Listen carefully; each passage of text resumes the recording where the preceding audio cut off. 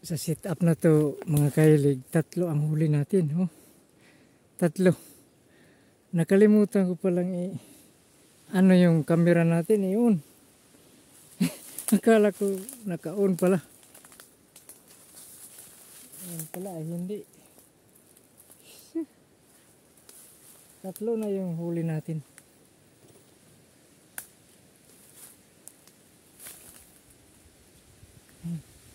Ito yung ang kanyang huni ay double.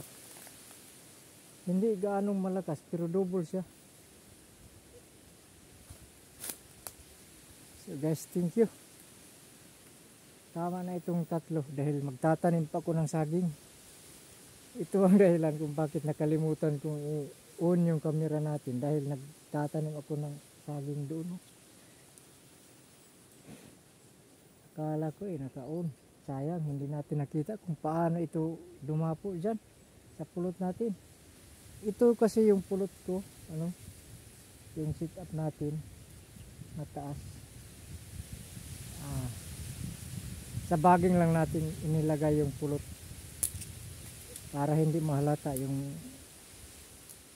pulot natin sa alpas o sa limukon. Dahil itong mga limukon dito matalino na pala. Kung maggamit kayong katulad ng ginagamit ninyo, hindi na dumadapo yung limukon dito, yung alpas, dahil alam na nila yung pulot na yung ginagamit ninyo. Sa akin, ang ginagamit ko dito lang sa baging. Kung walang baging ay sanga, lalagay ko lang ng sanga yung pulot. Katulad nito, linagyan ko ng baging,